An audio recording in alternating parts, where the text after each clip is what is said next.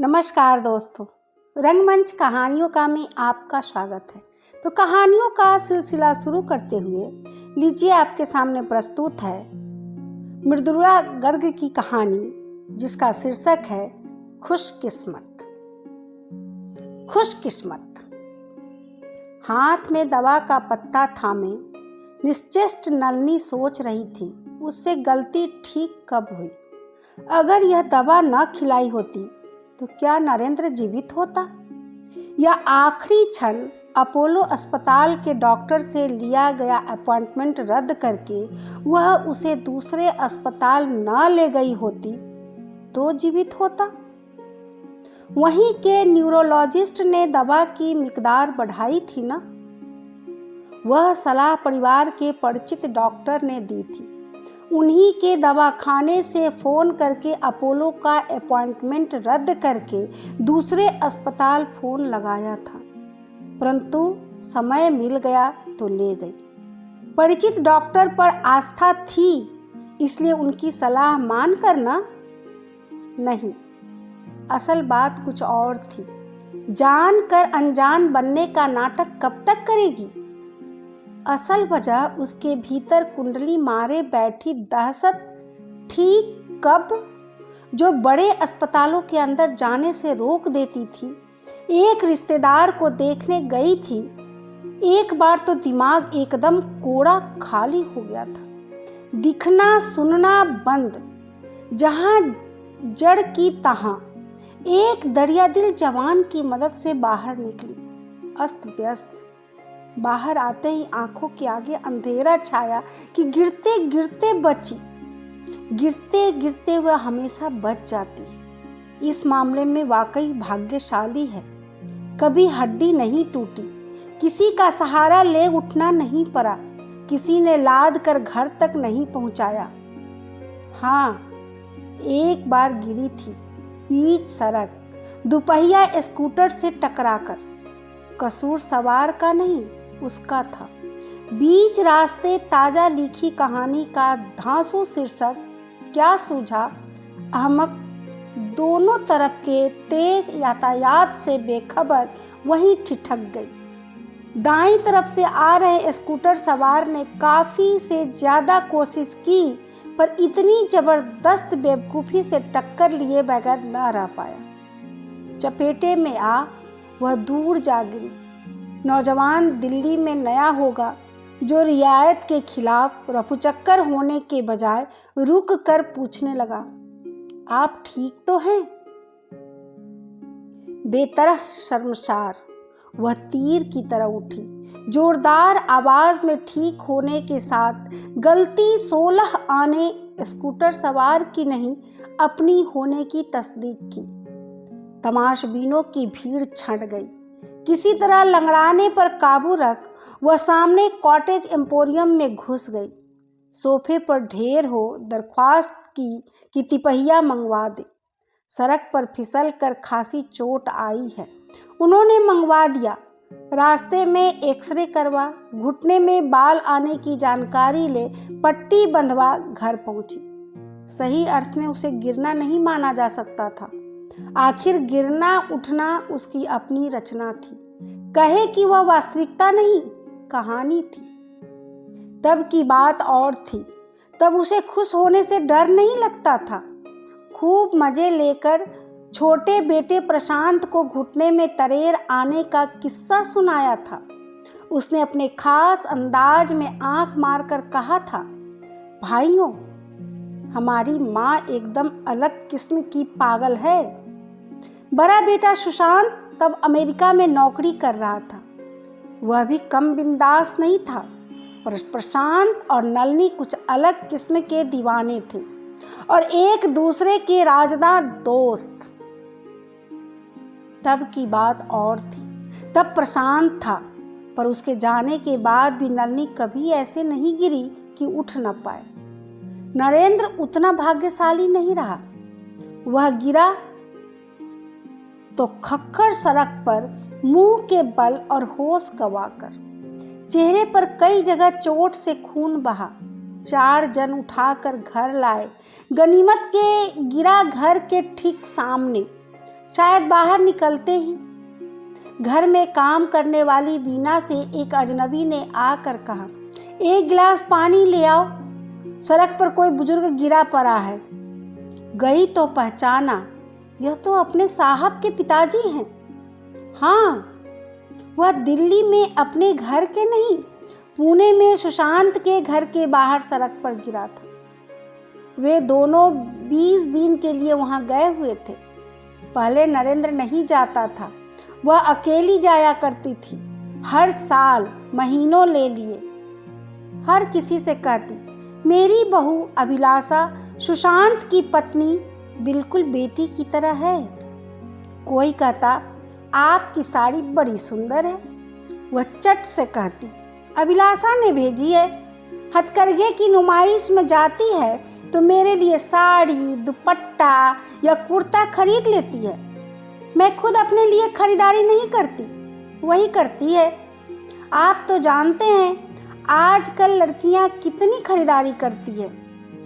सच मानिए कि सच वह भी तरंग में आकर कभी साड़ी खरीद लेती है, कभी सूट या नए ढंग का कॉस्मेटिक। बाद में लगा उस पर फवा नहीं तो बदलने के बजाय मुझसे कहती है, आप पर जचेगा, आप ले लीजिए, बस अपने लिए खरीदने से मेरी छुट्टी। बखान सुन एक पड़ोसिन ने हंसकर कहा था, साफ कहिए ना, अपनी पुरानी चीजें पकड़ा देती है आप भी। बिल्कुल नहीं, एक से एक बढ़िया चीज होती है। ना जचे तो साफ कह देती हूँ, मैं नहीं चाहिए। फिर मुक्त भाव से जोड़ा था, वह सोचती है मैं अब भी जवान हूँ। कभी पैंट और टॉप भेज देती है, सफ़र में पहन लेती हूँ।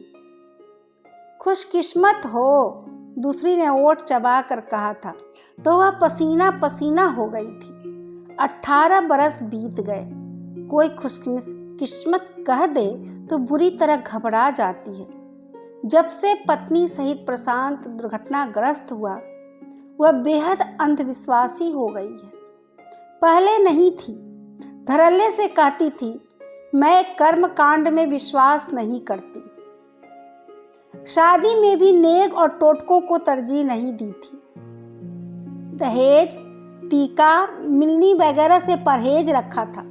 नाते रिश्तेदार नाराज हुए तो अपनी तरफ से साड़ी वगैरह दे मना लिया था। पर कुछ ही महीने बाद जब वह हादसा हुआ और एक प्रख्यात लेखिका ने कहा, बेटे की शादी में इतना खुश नहीं होना चाहिए था, तभी ना तो मन की दारुण रिक्ति में जो रंच मात्र और विश्वास बचा था चुक गया। वह खुश होने से डरने लगी। अगले 5-6 साल बुरे गुजरे। सुशांत अमेरिका से लौट पुणे में बस गया। 2 साल तक भाई की मृत्यु से उबर नहीं पाया। बीमारी से घिरा रहा। नलिनी नरेंद्र को दिल्ली छोड़ महीनों उनके पास रहती। लोग कहते, भाग्यशाली हो कि पति तुम्हें इतने लंबे अरसे के लिए जाने देते हैं। वह डर जाती, कहती, ना ना, दुर्भाग्य कहो, बीमार बेटे बहू की देखभाल करने जाती हूँ। नरेंद्र इतने दिन के लिए काम नहीं छोड़ सकते ना। मैं मन का चोर आगे बोलने न देता। वजह जो होती, यह तय था कि बेटे के पास रहना सुकून देता था। ज़्यादा खुशी नहीं, हालत उस लायक नहीं थे, फिर भी दिल्ली में हरदम हर पल न होने का जो एहसास घेरे रहता था कम हो जाता। कोई कहता, आपकी बहू बहुत अच्छी है जो आपको बुलाती है, वरना आजकल लड़कियां नहीं चाहती पति की माँ पास रहे, भले तीमारदारी को। वह सच्चे पर डरे मन से कहती, 16 आने सच। यह यकीन करती थी कि इस मामले में वह खुशकिस्मत थी, पर कहने से डरती थी। 5 साल बाद जब पोती हुई और 7 साल बाद पोता, तो अपनी घबराहट पर इतना काबू उसने पा लिया कि जब तब कहने लगी, मैं हर जुलाई में 2-1 महीने के लिए पुणे चली जाती। क्या मौसम है शहर का, न सर्दी न गर्मी, सुहाना समा और खुला ओर छोर। कोई ओठ टेढ़े करके कहता, खुशकिस्मत हो जो आवभगत करने वाली बहू पाई हो। तो पसलियों से बाहर निकलने को तैयार दिल को हाथों से दबा खुद को करारी डांट पिलाकर कहती, हाँ, इस बात में मेरी किस्मत अच्छी है। मन ही मन भगवान से माफ़ी मांग लेती, मैं खुश नहीं हूँ भगवान, बस आपकी इस करुणा के लिए आभारी हूँ। धीरे धीरे नलिनी और नरेंद्र की उम्र बढ़ी। 18 बरस, आखिर 18 बरस होते हैं। नरेंद्र 70 का होने को आया। काम रहा नहीं। असल में प्रशांत के जाने के 10 साल के भीतर उसका बिजनेस ठप हो गया था। वह करीब करीब कंगाल हो गया। असल कंगाल तो दोनों पहले ही हो गए थे। 10 साल में रुपए पैसे भी हो गए। काफी दीन कारगर काम न होने पर बिगड़े कामों की मार्फत चढ़े कर्ज को उतारने की जद्दोजहद में नरेंद्र उसके साथ पुणे नहीं गए। वह अकेली जाती रही। कह देती, नरेंद्र काम छोड़कर आने को राजी नहीं। झूठ कितने दिन चलता। बस नरेंद्र को साथ ले पुणे पहुंची। अब तक सब जान गए थे नरेंद्र के पास काम छोड़ रुपया पैसा भी नहीं था। तो क्या नरेंद्र कहता, जिसका काबिल बेटा अच्छा कमा रहा हो उसे कंगाल कैसे कहें। उसका मानना था बेटे को बूढ़े माँ बाप की देखभाल करनी चाहिए। रिवायत है, हमारी परंपरा है। उसने भी की थी अपने पिता की। नरेंद्र बेवकूफ़ था या अपने पिता की राह आत्मकेंद्रित कर और स्वार्थी। कारोबारी नकारापन के बोझ को बच्चों पर लादने को क्या कहेंगे। ऐसे नहीं सोचना चाहिए। आखिर नरेंद्र अब इस दुनिया में नहीं है और नलिनी की गलती की शुरुआत कब हुई। उसे पुणे न ले गई होती तो क्या वह आज जीवित होता। वैसे कंगाल होने से सारी गलती नरेंद्र की नहीं थी। कुछ हालात का था। नलिनी तो दुकानदार नहीं, लेखक थी, पर हालात ने उसे भी वह तजर्बा कर दिया था जिससे नरेंद्र रोज वाबस्ता होता था। प्रशांत के जाने के कुछ महीनों बाद एक फिल्मकार उसके पास पैसा मांगने आई थी। एक मशहूर लेखिका ने भेजा था कि बेटा बहू गुजर गए, जिम्मेवारी नहीं रही, आपको पैसा दे सकती है। पता नहीं वाकई कहा था या फिल्मकार ने अपना तर्क उस पर थोपा था। ऐसा नहीं था कि सिर्फ मशहूर लेखक समझदारी की बात करते थे। बस नलिनी के दायरे में थे सिर्फ लेखक। नरेंद्र का पाला अन्य जनों से पड़ता था, जिनमें से बहुतों से प्रख्यात लेखिका फिल्मकार का तर्क अपनाया था। जब तब दोस्त परिचित कारोबारी प्रस्ताव के साथ आपके बेटे सामान अपने बेटे भतीजे दामाद उसके पास भेज देते। व्यापार बुद्धि में नकारा या चालबाजी का मारा नरेंद्र नई रीत के उनके उद्यमों में पैसा डुबा देता। अंग्रेजी या मूल फ्रांसीसी में इसी को एंट्रेप्रेन्योर कहते हैं। हिंदी में उद्यमकर्ता। वह उसे समझाता। उसके पिता भी यही कहा करते थे। पर कामयाब हो तभी दुकानदार उद्यमकर्ता कहलाता है। नाकाम हो तो कुंद जेहन जुआरी या हद से हद बदकिस्मत। नरेंद्र वह सब था, बस कामयाब नहीं था। बेटे समान नौजवानों के कारोबार में लगा पैसा डूब जाता या कम पड़ जाता तो कर्ज लेकर कमी दूरी कर लेता। कर्ज उतारने का वक्त आता तो दूसरी जगह से कर्ज ले पहला काट देता। कभी दूसरे को तीसरे कर्ज से उतारता, कभी माहवार किस्त दे बनाए या बढ़ाए रखता। कर्ज देने वालों की कमी न थी। प्रशांत के जाने के बाद उदारीकरण का युग आ गया था। महाजन पुराने जमाने का खलनायक नहीं रहा था, उदारता का प्रतीक बन गया था, विकास का संवाहक। नामी गिरामी बैंक घर आकर भलमनसाहत से कर्ज देते थे, बार बार देते थे। तब तक देते थे जब तक उसका कद इतना राक्षसी न हो जाए कि उसकी भूख मिटाने को आप भलमनसाहत से सब कुछ बेच कंगाल हो जाए। बड़े सलीके से खरामा नरेंद्र व्यापारी से कर्जदार और कर्जदार से कंगाल बन गया। उस औपन्यासिक यथार्थ का ब्यौरा देने का औचित्य नहीं है। नलिनी उसकी बारीकियां जान न पाई, जानने की कोशिश भी नहीं की। कभी कभी उसके पास से भी कर्ज लिया जाता था। सरसरी तौर पर वह वजह पूछती तो नरेंद्र दो बातें कहता। एक, बिजनेस चलता ही कर्ज से है।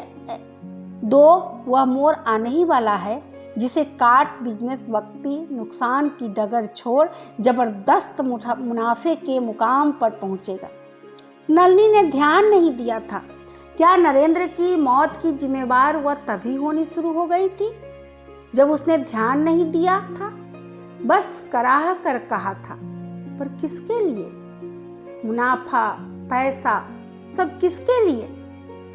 उन दिनों पैसों की तंगी नहीं थी, पैसे की जरूरत भी नहीं थी। न वह कोई त्योहार मनाती, न कहीं आती जाती, न मेहमानों को न्योतती, न बढ़िया खाती न खिलाती।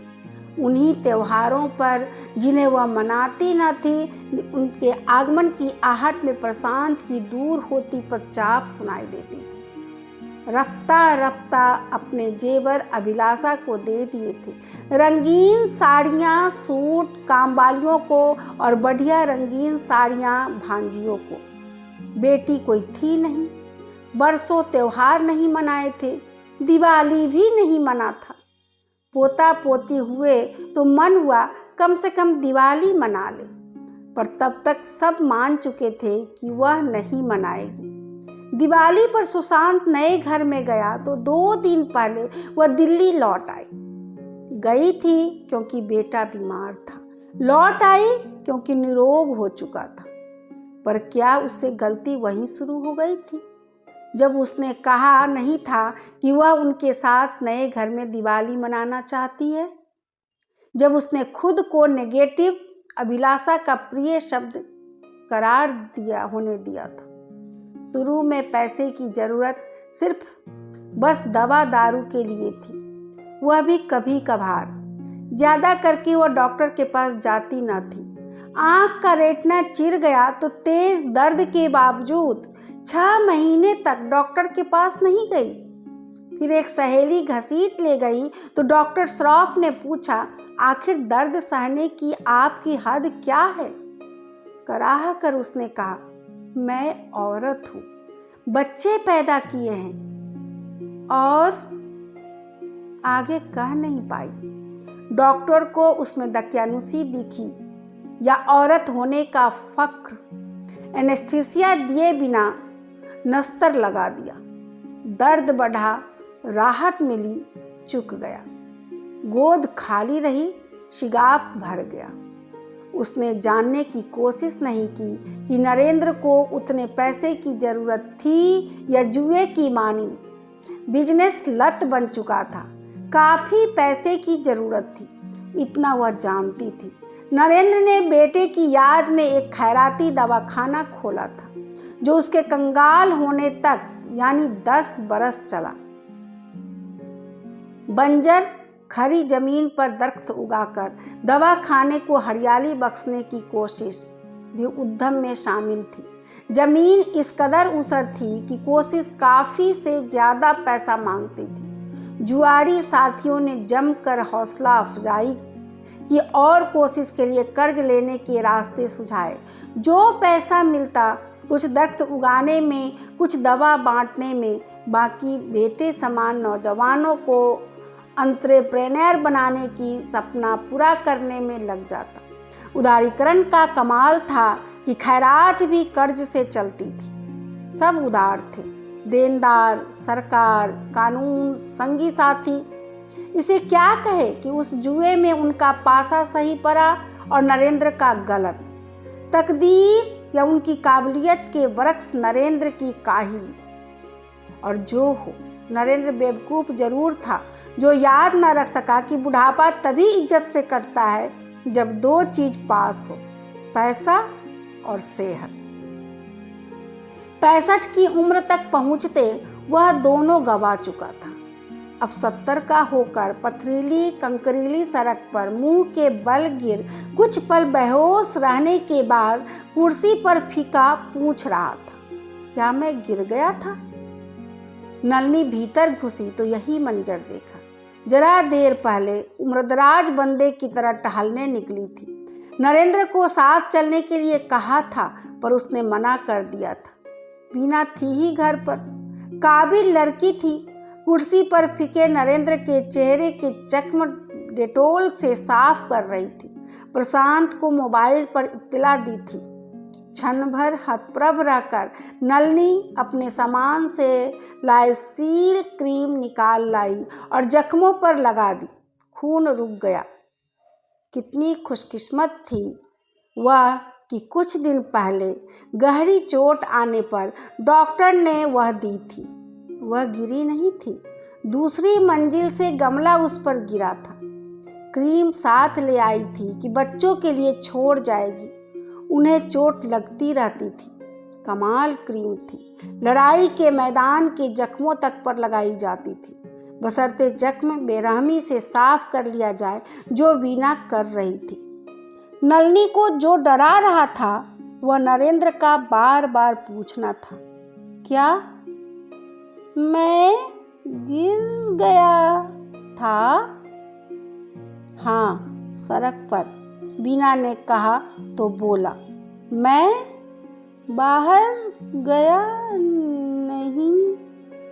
बेख्याली में निकले थे क्या? घबरा कर नलिनी बोली तो वीना ने बतलाया, बाकायदा उससे कह कर गए थे, घूम कर आता हूँ। 5 मिनट नहीं हुए कि एक आदमी आकर बोला, कोई गिरा पड़ा है, पानी ला दो। लेकर गई तो नलिनी के जाने की बात सोचा होगा, घूम आए, बाहर निकलते ही गिर गया। पर याद क्यों नहीं? गिरना याद नहीं, बाहर जाना तक याद नहीं। तभी सुशांत आ गया। आइए बिस्तर पर लेटिए, उसने कहा, पर नरेंद्र उठ न पाया। सहारा देकर उठाना चाहा, हुआ नहीं। पोती ईशिता के साथ लिए अभिलाषा आ पहुंची। उसे फोन नहीं किया गया था। ईशिता की गिटार की क्लास बीच में छोड़ वह नहीं आया करती थी। ईशिता नरेंद्र की तरफ दौड़ी तो अभिलाषा ने डांट कर कहा, तुम ऊपर जाओ। वह चली गई। क्यों? 13 बरस की है, इतनी नन्ही नहीं कि जरा सा जख्म न देख पाए। नलिनी को उड़ता सा ख्याल आया। तब तक वह पूरी तरह नेगेटिव हो चुकी थी। उसे याद आया था 3 साल पहले भी नरेंद्र अपने दोस्त के बेटे नवीन के आंगन में गिर गया था और याद नहीं था कि गिरा था। नवीन ने फौरन न्यूरोलॉजिस्ट को दिखलाया था, पर चश्मदीद गवाह न होने पर 100% निदान नहीं हो पाया था। ईजी में विकार न होने पर भी जासूसी उपन्यासों के सर्कमस्टांसियस एविडेंस के बिना पर संजोग को तर्क मान मिर्गी की दवा दे दी गई थी। पिछले साल मिकदार घटाई गई थी। क्या यह मिर्गी का दौरा था? पर पिछली बार उठने में दिक्कत नहीं हुई थी, सिर पर चोट भी नहीं आई थी। तब क्या यह स्ट्रोक है या अस्पताल ले जाना चाहिए ना? वह सुशांत के बजाय अभिलाषा की तरफ मुड़ी। रोग की समझ उसे ज्यादा थी। आज इतवार है, उसने कहा, पर इमरजेंसी चल सकेंगे? एक बार फिर खींचा खाची हुई, पर नरेंद्र को उठाया न जा सका। एम्बुलेंस? नलिनी फुसफुसाई। पिछली बार भी इतवार था, पर नवीन के पास जीप और 2 दरबान थे। वे उठाकर अस्पताल ले गए थे। यहाँ एम्बुलेंस की दरकार होगी, होती तो होगी ही। फोर्टिस। उसे अस्पताल का नाम याद आ गया। कई बार अभिलाषा को वहाँ डॉक्टर से फोन कर मशविरा करते सुना था। जरूरत है भी, मिर्गी का दौरा होगा, कल आप दिल्ली जा ही रही हैं, अपने डॉक्टर से पूछ लीजिएगा। कल दिल्ली लौटना है? नलिनी को याद ही नहीं रहा था। इस हालत में कैसे जाएंगे? स्थगित करना पड़ेगा, बाद में सोचेंगे। बोली, जान पहचान के डॉक्टर से फोन पर पूछ ले, वह है ना डॉक्टर सुरेश, फोन करके देख लीजिए। मैं तो उन्हें जानती नहीं, मुझसे बात करेंगे? कराह कर वह सुशांत की तरफ घूम गई। देखा, वह और वीना गिरते पड़ते नरेंद्र को घसीट कर बिस्तर पर लिटाने में सफल हो गए थे। उतना तो हुआ, तभी पोता शुभांशु आ गया। दौड़ कर दादा के पास पहुंचा। बोला, क्या हुआ दादा? शुभू, देख, मैं गिर गया। क्या? बहुत चोट लगी?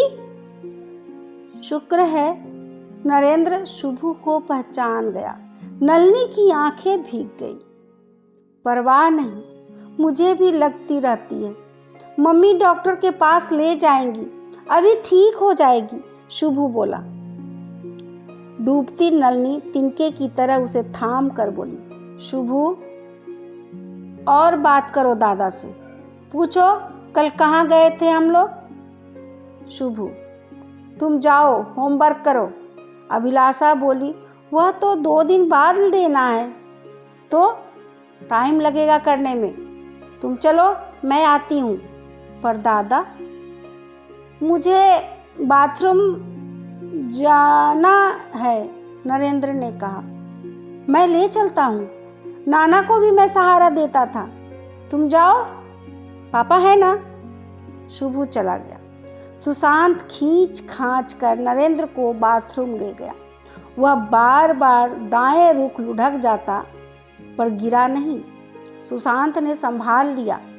वापस बिस्तर पर धम से गिरा तो नलिनी ने पास जाकर पूछा, तुम्हें याद है कल हम कहाँ गए थे? हाँ, उसने रुक रुक कर कहा, शुभू के स्कूल। क्यों? मेडल मिला था। वाह, तुम्हें तो सब याद है। मैं गिरा। कहाँ? चेहरे पर घाव क्यों है? वह कुछ कहती कि सुना। सुशांत फोन पर डॉक्टर सुरेश से बात कर रहा है। वह बीच में बोल पड़ी, कहो इमरजेंसी में लाना है, कैट स्कैन होना है, पिछली दफा हुआ था। फोन कट गया। कह रहे हैं बेहोश नहीं है, बात कर रहे हैं तो कल सुबह ले लाना, देख लेंगे। पर तब तक रात में कुछ हुआ तो? सिर की चोट है। मैं सोऊंगा ना उनके पास, कुछ नहीं होगा, फिक्र मत करो। उसके स्वर की सरसता ने उसे आश्वस्त किया कि सुना, आप इतना नेगेटिव क्यों सोचती हैं? अभिलाषा लौट आई थी। कल दिल्ली कैसे जाएंगे? टिकट बदलवाना पड़ेगा। कितने पैसे लग जाएंगे? नलिनी ने कहा। और नेगेटिव। फ्लाइट 4 बजे है, डॉक्टर सुबह देख लेगा। सुशांत, उसने कहा, पापा ज़्यादा देर नहीं बैठ सकते। मैं अपने पापा को ले जाती थी तो यही कहती थी, पर यह तो चल नहीं सकते, कैसे जाएंगे? नलिनी का मतलब था वह कैसे संभालेगी। व्हील चेयर ले लेंगे, सुशांत एयरपोर्ट तक पहुंचा कर आएगा, 1 दिन की छुट्टी ले लेगा। नलिनी नरेंद्र से भी ज़्यादा गुमसुम हो रही। डॉक्टर ने देखा, बार बार पूछा, नाक कान से खून तो नहीं आया? न कहने पर पर्ची पर लिखा, यात्रा में दवा बदलना ठीक नहीं है। मरीज हवाई जहाज से सफ़र कर सकता है। घर पहुंच अपने डॉक्टर से सलाह लेकर फौरन सीटी स्कैन, MIR वगैरह करवाएं, तभी सही निदान हो पाएगा। देखा, आप नाहक निगेटिव सोच रही थी। डॉक्टर ने दिल्ली जाने की इजाज़त दे दी ना? हाँ अभिलाषा, दे दी। सामान बांध रही थी कि देखा, नरेंद्र का रुमाल खून से तरबतर है, नाक से खून आ रहा है। सुशांत, एक बारगी घबरा कर पुकारा, पर अभिलाषा के जवाब ने चुप करवा दिया। नक्सीर फूट गई, बच्चों की फूटती रहती है। नलिनी ने अपने को काट कर लिया। नहीं कहा, नरेंद्र बच्चा नहीं है, उसके सिर पर चोट आई है। डॉक्टर इसी बात को लेकर परेशान था। प्रशांत को याद किया, उसका कहा जुमला याद किया, भाइयों हमारी माँ एकदम अलग किस्म की पागल है, और पागलपन की बैसाखी की तरह थाम लिया। तब भी थामे रखा जब रास्ते में नरेंद्र ने कहा, मेरी पसलियाँ टूट गई, छाती में बहुत दर्द है। हंसकर कहा, पसलियाँ तो टूटती ही रहती है, पहले भी टूटी थी ना एक बार, याद है? फर्स्ट एड क्लास में क्या सिखाया था? बेहोश को कृत्रिम सांस देते हुए तड़ाक की आवाज़ आए तो समझो पसली टूट गई। परवाह मत करो, सांस देते रहो, पसली टूटने से खास नुकसान नहीं होता। व्हील चेयर ले ली गई। पुणे ही नहीं, दिल्ली एयरपोर्ट पर भी व्हील चेयर चालक का बर्ताव उदार नहीं, स्निग्ध था। इतना कि काठ बने रहना मुश्किल हो गया। नरेंद्र की जेब से चश्मे का डिब्बा गिर गया तो लाख मना करने पर ढूंढ कर माना। बोला, बीमार की चीज खोनी नहीं चाहिए। वे इतने भले ना होते तो वह काठ बनी रहती, अस्पताल जाने के भय को दोबारा हावी न होने देती। पर कब तक? आखिर दर्द सहने की उसकी हद क्या थी? परिचित डॉक्टर ने कहा, 3 पसलियां टूट गई थी, जुड़ जाएंगी, गोलियां खाने से दर्द कम हो जाएगा। असल मसले दूसरे थे। किस न्यूरोलॉजिस्ट को दिखाएं? निदान क्या होगा? क्या क्या टेस्ट करवाने होंगे? पैसे की दिक्कत नहीं थी, चलते वक्त सुशांत ने दे दिए थे। इनकार करने लायक हालत नहीं था, उसके अलावा मदद की जरूरत नहीं थी। इतना कमजेहन या कमजोर वह नहीं थी। बेटे बहू की बीमारियों से अकेले निपट चुकी थी। वैसे मदद कोई भी दे नहीं रहा था, सलाह सब। परिचित डॉक्टर पहला आदमी था जिसने यकीन के साथ पक्की राय दी थी। तभी अपोलो अस्पताल का अपॉइंटमेंट रद्द करके उसके सुझाव डॉक्टर के पास गई। डॉक्टर ने टेस्ट करवाने से पहले पूछा, पुणे बड़ा शहर है, तुरंत अस्पताल क्यों नहीं ले गई? नलिनी ने कह दिया, वे यात्रा पर थे, वहाँ किसी को जानते न थे। इमरजेंसी में कहा गया मरीज घर जाना चाहे तो जरूर जाए। स्वस्थ होने में मरीज की मर्जी मायने रखती है, इसलिए लौट आए आपके पास। डॉक्टर ने बेशुमार टेस्ट करवाए, पर उससे पहले कहा, स्पष्ट कर दूं, मैं फ़ोन पर बात नहीं करता कि कहीं आप फ़ोन करके मुझे तंग करें। फ़ोन पर बात करके ही क्या हुआ था? एक बार फिर प्रशांत का जुमला याद करके अनुभवी नलिनी ने हंसकर कहा, इमरजेंसी हुई तो अस्पताल आ जाएंगे, फ़ोन से क्या होगा? न जाने कितने टेस्ट हुए, सबका मुआयना करके डॉक्टर ने राय दी कि नरेंद्र को मिर्गी के दौरे नहीं पड़े थे। तब क्या हुआ था और अब ठीक कहा नहीं जा सकता। टेस्ट तुरंत हुए नहीं, जो भी हुआ था। अब मुझे कुछ कहना है, सहसा नरेंद्र बोल पड़ा। दिल्ली के रास्ते में दर्द की शिकायत करने के बाद 3 दिन से वह चुप था। टेस्ट के दौरान, डॉक्टर की तफ्तीश के दौरान हर सवाल का जवाब नलिनी ने दिया था। कहिए, घड़ी पर नज़र डालकर डॉक्टर ने बेरुखी से कहा, दोनों बार जब मुझे फिट पड़ा। फिट? आपको कैसे पता? फिट था, उपहास में हंसा डॉक्टर। डॉक्टर ने कहा था, दवा लेते हुए बतलाया तो था आपको, तिलमिलाकर नलिनी ने बाधा दी। पर नरेंद्र सिसक कर कह रहा था, दोनों बार जब मैं गिरा तब बेटा 18 साल पहले हुआ। डॉक्टर समझा नहीं, बोला, क्या कह रहे हैं? नलिनी को फिर काट होना पड़ा। सपाट स्वर में कहा, हमारा बेटा मर गया था। बीमार सुशांत के साथ डॉक्टरों के पास जाने पर कई बार पहले कह चुकी थी, तो मैं उसके बारे में सोच कर कह रहा था। गिरने से पहले नरेंद्र फुग्गा मार कर रो दिया।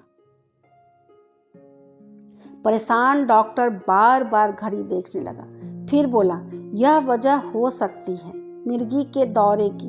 दवा की डोज बढ़ा देते हैं। जल्दी से नुस्खा घसीटा और नलिनी को पकड़ा दिया।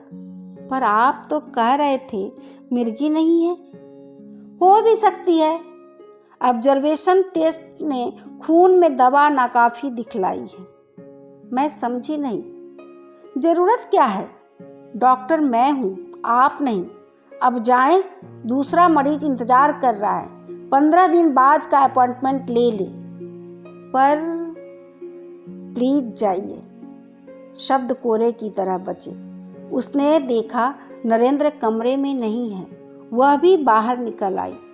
दवा ने अपना जलवा दिखलाया। 5 दिन बाद दिवाली को देर रात एक झंझावत आया।